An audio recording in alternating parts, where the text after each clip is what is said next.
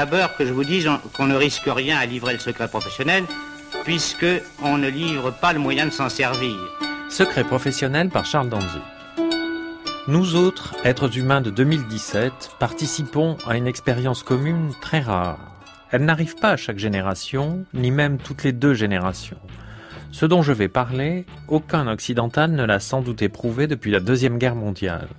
Et cette expérience très rare, c'est que nous participons à des moments superlatifs.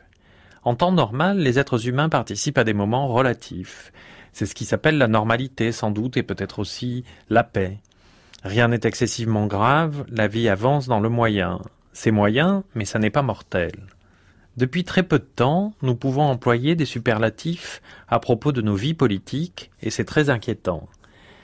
Nous savons, nous pouvons dire sans nous tromper, puisque nous avons des éléments de comparaison, que la campagne présidentielle française est la plus dangereuse de la Ve République. Nous savons que Donald Trump est l'être humain le plus monstrueux à avoir été élu à la présidence des États-Unis. Nous savons que le Brexit a été la pire décision prise par le Royaume-Uni depuis très très très longtemps, puisque les nationalistes qui ont assuré sa victoire à coups de propagande n'ont pas pensé, imbéciles qu'ils sont, que le nationalisme des uns excite le nationalisme des autres, et eux qui disaient vouloir rendre l'Angleterre maîtresse d'elle-même ont réussi à provoquer un nouveau référendum d'indépendance de l'Écosse et qui sait, à désunir leur cher Royaume-Uni depuis 1707. Ce superlativisme, si je puis dire, est créé par la bêtise.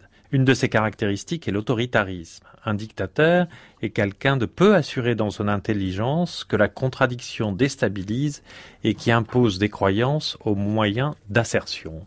L'autoritarisme, actuellement au pouvoir en Russie, en Inde, en Turquie, en Égypte, aux Philippines et dans bien d'autres pays, et qui rêve de s'imposer à la démocratie française, ne le peut que parce qu'il y a eu dans notre pays 25 ans de travail idéologique.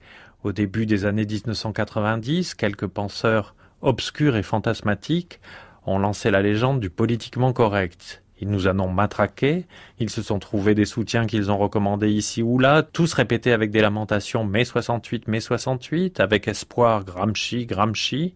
Les idéologues sont morts, leurs soutiens sont arrivés à des postes de responsabilité, ils sont au bord du pouvoir et voudraient qu'une femme autoritaire l'assume. Théodore Adorno a analysé les comportements envers l'autoritarisme dans un livre que viennent de rééditer les éditions Alia, les études sur la personnalité autoritaire. Quel est le secret professionnel de la personnalité autoritaire? Je reçois donc pour en parler son traducteur, Hélène Frappat. Hélène Frappat, ce texte de 1950, sauf erreur, a été traduit par vous de l'anglais. Adorno l'avait écrit en anglais? Il l'a écrit en anglais et on peut voir une évolution de la langue d'ailleurs dans la traduction qui est assez analogue à celle que d'un autre texte que j'avais traduit qui est Les origines du totalitarisme de Hannah Arendt.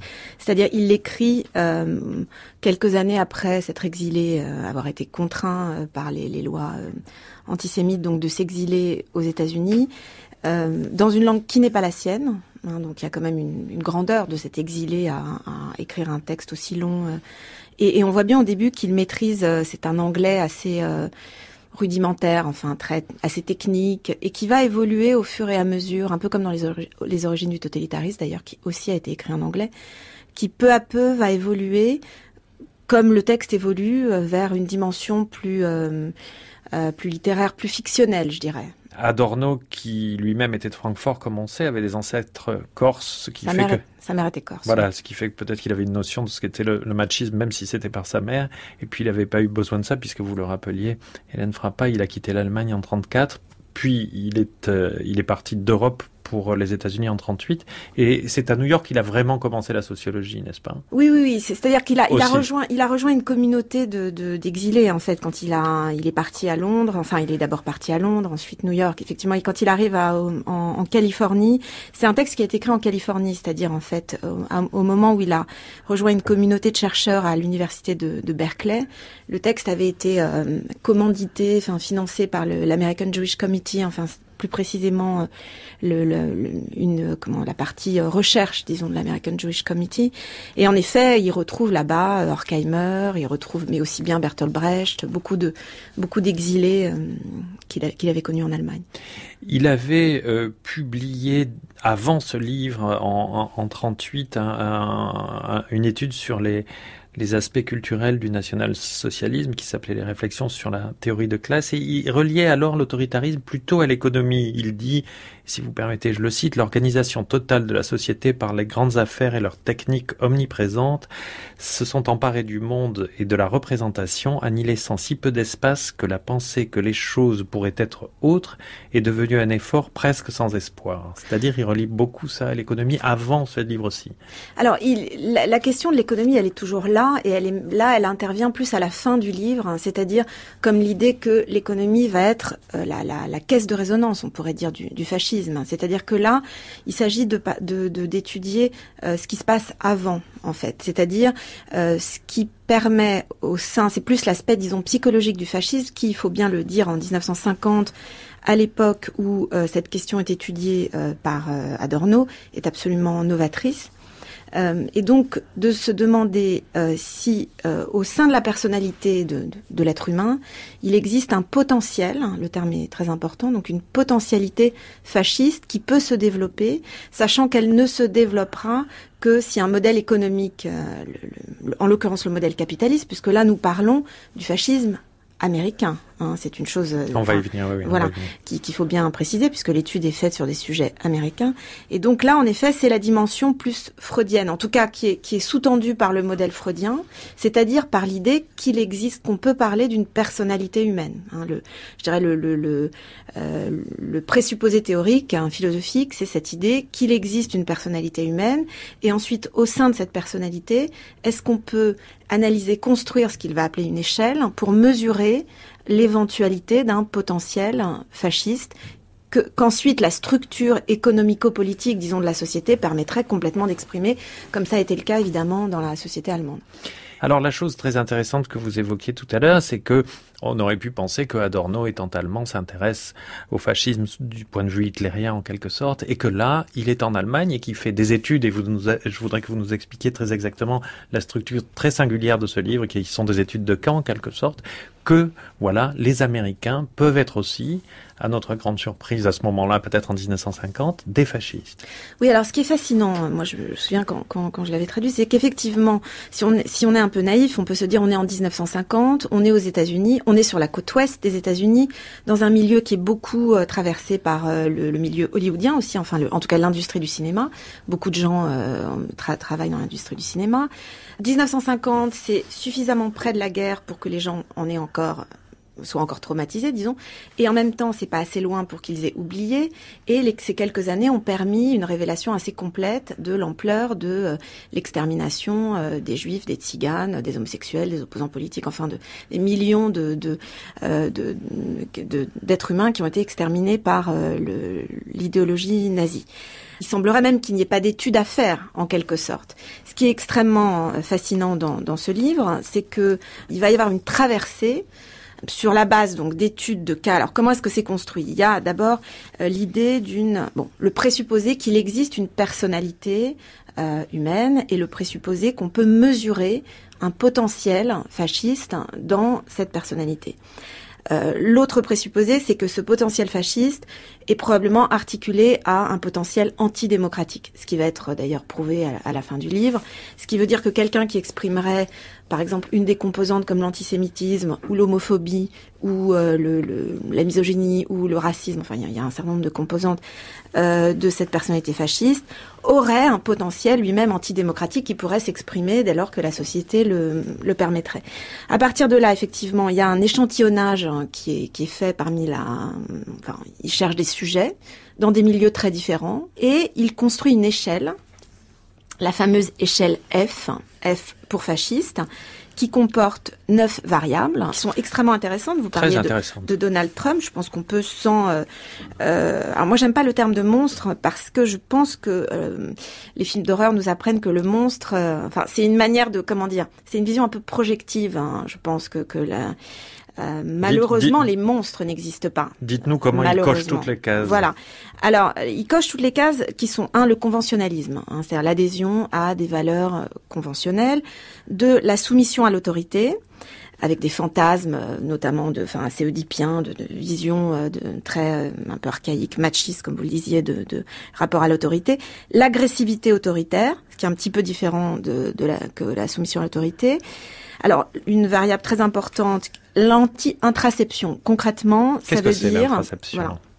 L'anti-intraception, c'est l'opposition à l'égard de tous les individus qu'il nomme subjectifs, imaginatifs, d'âme tendre, dit-il. Bon, les artistes, mais c'est sans aller jusqu'à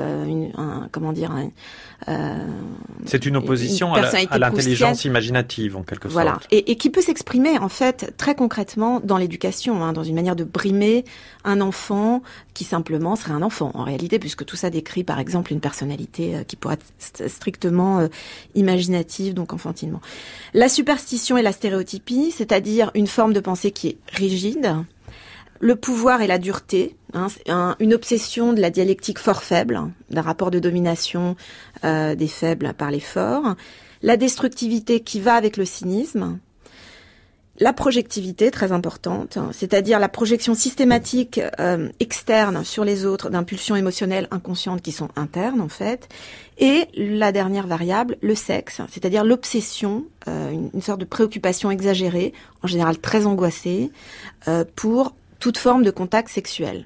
Pas du tout un rapport, comment dirais-je, apaisé à la sexualité, mais au contraire un rapport tout à fait d'obsession et en même temps de projection. Oui, il dit d'ailleurs que, en général, tout ce qui est différent est brandi comme anormal par ces gens-là, et évidemment tout ce qui a l'air de sortir de la norme sexuelle projette des fantasmes. C'est des gens qui ont tendance à croire qu'il y a des orgies sexuelles, et on prend aussitôt une attitude moralisatrice et punitive envers une sexualité supposée des autres.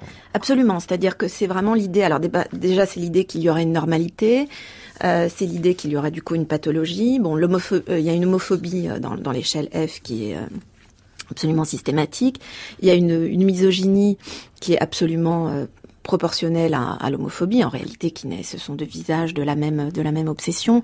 Et il y a cette idée, en effet, que l'autre, celui qui est inquiétant, alors sous sa forme qui va être la forme parfaite, comme il le dit, qui est le juif, c'est-à-dire la forme du croque-mitaine.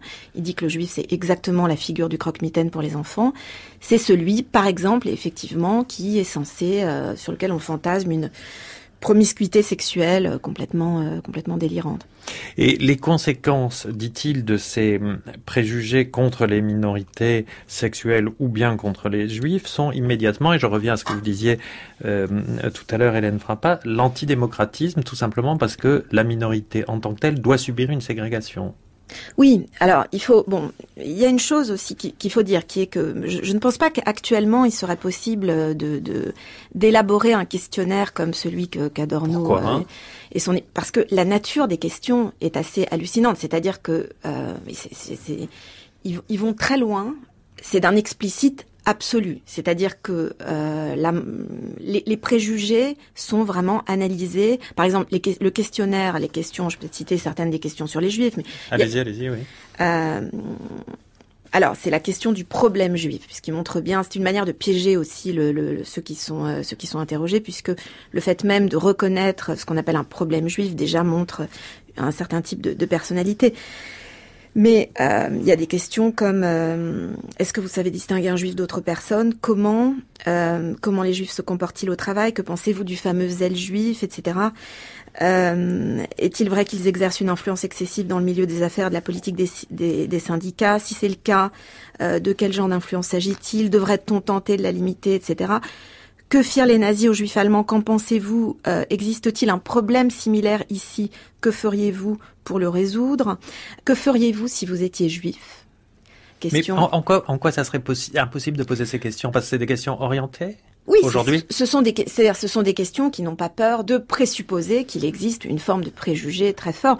Et j'ai souvenir, cette traduction était avec quelque chose d'un peu déprimant, parce que c'est vraiment une plongée dans une noirceur. C'est un livre fascinant. C'est un livre fascinant, mais voilà.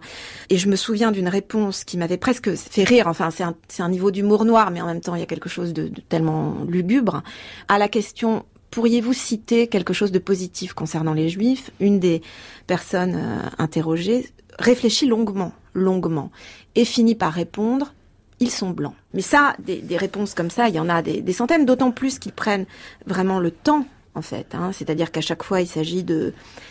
Alors, les sujets ont des numéros, mais peu à peu, ces numéros deviennent vraiment ce sont presque comme des personnages, en réalité. C'est-à-dire que, il y a une dimension fictionnelle, c'est un livre absolument théorique, mais il y a une place faite à la subjectivité très très grande. Nous savons, entre autres grâce à Victor Klemperer et à son essai LTI, la langue du Troisième Reich, qu'un des éléments de la dictature, c'est celle sur le langage, qu'elle force, qu'elle tord et qu'elle modifie.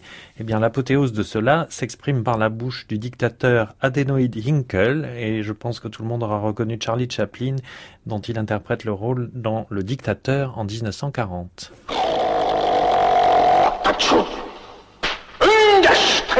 Sauerkraut mit der Tuten. Der Leberwurst mit der Tuten. Der Flitzensack Falter mit der Tuten. Der Fluttensack der Klärten. Das Strängelichen mit der Fluttensack der Fläten. Und der Blitzensack der Helden. Besick! Besick! Der Tuten. Der Tuten. Und na, straff mit seinem Fluttensack der Fläten. Der Flirten mit der Blütensack der Flirten und stritt mit seiner Trotz. Eine Blüten, der Hertrutz, einer, ach Jürg, Blitzkrieg, Fratsch mit Kapelten, ein Feinholz trifft mit seiner und ein Franz, ein Feinholzheim trifft mit seiner Finnland und mein Holzheim trifft mit seiner Huscher, weil's dreiste meine, hey, der Blitzen, wieder, das trifft. Hey, das Ding einer Stunken, das Stunken mit der Europe, ein Stunken mit der Hölle, als die Hund der Glotzers mit seiner Tomea. En conclusion, le Führer fait remarquer que pour le reste du monde, il n'a d'autre sentiment qu'un profond désir de paix. Hélène Frappa, on vient de l'entendre grâce à Chaplin, la distorsion du langage est un élément essentiel. Avant de revenir aux éléments de la personnalité autoritaire, profitons-en pour dire que Adorno a écrit un pamphlet contre Heidegger qui s'appelle « Jargon de l'authenticité », n'est-ce pas ? Absolument, non, mais cette question du langage, elle est très importante et elle traverse ce livre. Quand je disais qu'il y a une place qui est faite de plus en plus à la subjectivité, c'est une place qui est faite au langage. C'est-à-dire qu'il y a une très grande attention de chaque intervieweur sur les mots qui sont employés et la manière dont y compris on le voit à la fin dans ceux qu'il choisit, les personnalités qui sont dites, disons, libérales, qui arrivent à se dissocier de ces questions sur les préjugés, en fait, contestent chacun des mots, et notamment il y a des passages très beaux sur la question du pouvoir, en fait, une forme de méfiance par rapport au pouvoir, mais qui passe toujours par une étude de la manière dont les gens parlent, en réalité, ou ne réfléchissent pas à la manière dont ils parlent. Alors, Adorno montre dans ce livre, si on essaie et vous allez me préciser ça, si on essaie de trouver des points communs aux individus potentiellement fascistes, l'un d'eux qui est très frappant est que ce sont des gens qui s'identifient facilement aux, entre guillemets, petites gens. C'est-à-dire, il y a un rapport social très étrange, là, parfois de diminution de soi socialement. Oui, c'est d'ailleurs une question qui traverse certains cas de personnalités qui pourraient être classées, disons, à gauche, enfin, qui peuvent être des syndicalistes, et qui vont, du fait de cette identification, pouvoir tenir des discours, par exemple, antisémites ou racistes en général, en identifiant, par exemple, les Juifs à un groupe dominant.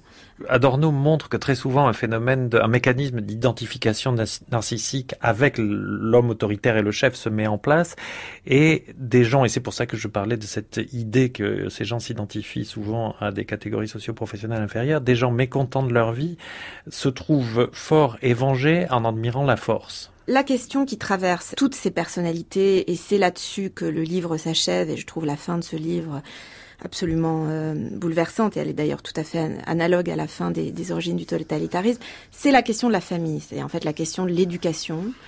Et donc il n'hésite pas, au contraire, il s'attarde beaucoup sur l'enfance de chacune de ces personnalités. Et finalement, on voit bien que la seule peut-être lueur d'espoir dans cette espèce de traversée d'un tunnel de potentiel fasciste, c'est l'idée d'un changement à apporter à la structure de la famille. C'est-à-dire que finalement les seuls qui ne cochent pas les cases de cette échelle F, c'est ceux qui ont eu des parents dont les rapports étaient égalitaires, à peu près, enfin où l'homme n'était pas violent à l'égard de la femme, où la femme pouvait travailler autant que l'homme, où la vision de l'amour des enfants, etc., n'était pas sur le mode de la violence, de l'adhésion à un patriarcat absolument abusif, où l'égalité, même y compris dans des familles blanches, y compris...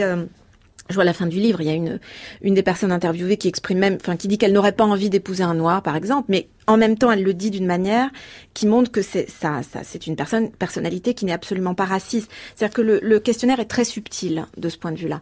Et donc, c'est cette question, en effet, de la construction de la personnalité dans l'enfance qui va peu à peu devenir complètement cruciale dans le livre. En fait. Mais en même temps, je n'ai pas l'impression que le livre définisse nécessairement les penchants vers l'autoritarisme et la personnalité fasciste comme une pathologie à tout prix. C'est pas une pathologie, mais c'est quand même l'effet d'un type d'influence. Il y a pas le terme de pathologie n'est pas employé d'ailleurs. Non, n'est absolument pas employé. Non, il s'agit c'est un rapport à la personnalité qui est en dehors de toute pathologie. Quand je parle de la famille et de l'éducation, c'est une question politique avant tout, une question, c'est-à-dire que là, en l'occurrence, ce qui intéresse notamment les intervieweurs dans l'enfance de chacune des personnes qui se livrent, c'est le type de rapport humain qui existait dans cette famille et en quoi ça faisait déjà société, et en quoi c'est une forme de société qui passe par des relations de respect, d'égalité ou pas, qui peuvent permettre, par exemple, que si un fils est homosexuel, il ne va pas être tabassé par ses parents ou jeté dehors, etc., comme certains cas qu'on peut lire, enfin, de préjugés, ou se cacher toute sa vie, enfin voilà, ce sont des récits qui traversent ce livre. Et c'est ça, finalement, c'est cette micro-société qui est extrêmement, qui est importante. Et aussi bien, réciproquement, même si ça n'est pas abordé dans ce livre-là, la manière dont la structuration plus vaste de la société américaine peut permettre justement va s'intéresser à l'éducation comme la naissance même de l'éveil de la personnalité, puisque ça se joue là, vraiment. Dans ce sens-là, Hélène Frappa, est-ce que vous ne diriez pas que ce passionnant livre de Adorno n'aurait pas pour complément la psychologie de masse du fascisme de Reich, où lui montre de manière plus profonde que Adorno, puisque c'est son seul sujet, la part sexuelle et de répression de la sexualité qu'il y a dans l'autoritarisme. Reich dit « L'État autoritaire trouve un intérêt majeur dans la famille autoritaire, elle est la fabrique où s'élabore sa structure et son idéologie. » Oui, absolument. D'ailleurs, cette question de la répression de la sexualité, elle est très importante. Je parle beaucoup d'homophobie, mais la question de l'homosexualité, elle est aussi importante dans le livre que celle de l'antisémitisme. Enfin, la question de l'homophobie est aussi importante que celle de l'antisémitisme, précisément parce qu'il est question à chaque fois, dans chaque cas, d'une forme de répression de la sexualité, aussi bien dans l'enfance, dans le modèle du rapport au père, que dans la société en général, et les fantasmes que ça crée, les fantasmes d'identification à un modèle patriarcal ou à un chef fantasmatique, les fantasmes d'orgies sexuelles complètement délirantes, etc., etc. Donc cette question de la répression sexuelle, bien sûr, c'est le présupposé freudien aussi qu'on trouve au début du livre, qui est formulé, mais que Reich en effet à radicaliser, disons.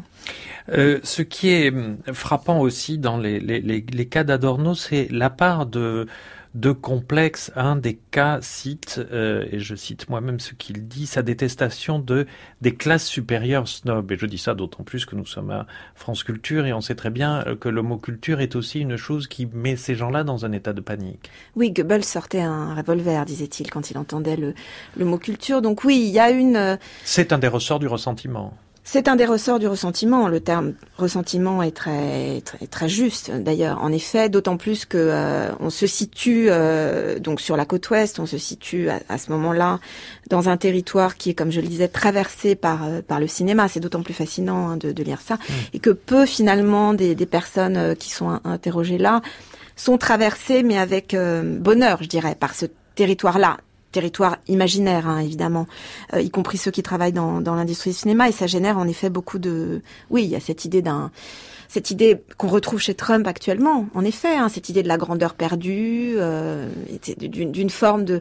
mais qui est un pur fantasme, surtout à l'époque où ce livre est écrit, sachant que, il faut quand même dire que plusieurs des personnes qui sont interviewées là considèrent que Hitler n'est pas allé assez loin, et que l'Amérique devrait aller encore plus loin dans ce qui a été l'extermination qui a été réservée aux Juifs, que Hitler ne l'a fait. Donc ça, ce sont des choses qui sont dites en 1950 aux États-Unis. Et d'ailleurs, pour venir à votre appui, une des choses qu'a observé Adorno et dont il parle en Californie où il vivait, c'est un prédicateur de radio très célèbre à l'époque qui s'appelait Martin Luther Thomas et qui était fondateur de la Christian American Crusade et la croisade chrétienne américaine, ce qui est tout à fait des choses qu'on entend maintenant, et qu'Adorno surnommait, lui et ses semblables, les Möchtegern Hitler, les wannabe Hitler en quelque sorte. Oui, et la question de la religion, elle est, alors pour lui, elle est explicitement articulée à celle de la superstition. C'est comme ça qu'elle est envisagée. Et on voit bien qu'effectivement, à chaque fois qu'il est question de soi-disant d'un modèle religieux chez toutes les personnes qui sont interviewées, il s'agit en réalité d'un type de superstition. Il faut savoir que quelques années plus tard, Adorno a fait une étude des horoscopes pour un journal américain. Ça l'intéressait beaucoup cette question et elle traverse le livre aussi, parce qu'il y a vraiment aucune différence. Donc, je disais, dans ce modèle religieux et dans un modèle de superstition qui peut être lié à qui est très complotiste d'ailleurs. Il y a vraiment et qui est, il dit le complotiste. Il ne dit pas le complotiste, mais on pourrait en termes contemporains l'exprimer comme ça. C'est celui qui parle le petit doigt levé en l'air pour exprimer sa supériorité, qui a un sentiment d'impuissance, comme vous pourriez le dire, enfin d'impuissance, de ressentiment. Mais c'est cette idée d'une supériorité, c'est-à-dire soudain cette obsession d'avoir la maîtrise sur la réalité, cette obsession de comprendre, mais pas au sens de la compréhension telle que la philosophie allemande a pu, telle qu'on la trouve chez Hannah Arendt, la compréhension qui est toujours faite d'ironie aussi. C'est ce que disait Hannah Arendt, que l'ironie est une composante de la compréhension. Mais là, il y a cette idée, c'est l'horoscope, c'est la religion, c'est l'idée des catastrophes. Il n'y a pas de hasard. Alors, comme il y a une des questions, il y a quand même eu un tremblement de terre en même temps que Pearl Harbor, est-ce que vous pensez? Non, il n'y a pas de hasard. L'articulation fantasmatique de tout pour avoir une maîtrise finalement très autoritariste, aussi bien du langage, de la réalité, de l'interprétation, des relations humaines. Tout ça est absolument articulé en fait. Pour finir, Hélène Frappa, nous disions tout à l'heure que Adorno a publié avec Horkheimer Dialectique de la raison. Le secret professionnel de la personnalité autoritaire ou de la place qu'on lui laisse, et encore de nos jours, n'est-ce pas ce qu'il relevait il y a 70 ans, 1947 dans ce livre, c'est-à-dire le déclin croissant de la conscience théorique ?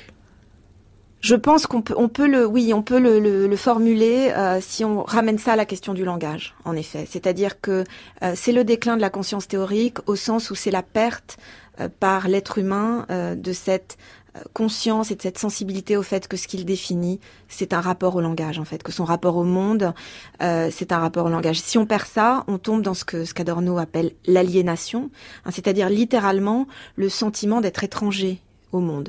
Sentiment d'être étranger qui est un sentiment intérieur d'angoisse et qui, comme ce livre le montre magistralement, va être projeté à l'extérieur sur des figures d'étrangers, mais qui en fait ne sont que la projection, au sens vraiment cinématographique, même on pourrait le dire, sur une espèce d'écran comme ça fantasmatique, de ce sentiment d'aliénation intérieure. C'était Secret professionnel le 258e. La semaine prochaine, je parlerai du secret professionnel des femmes qui résistent au pouvoir.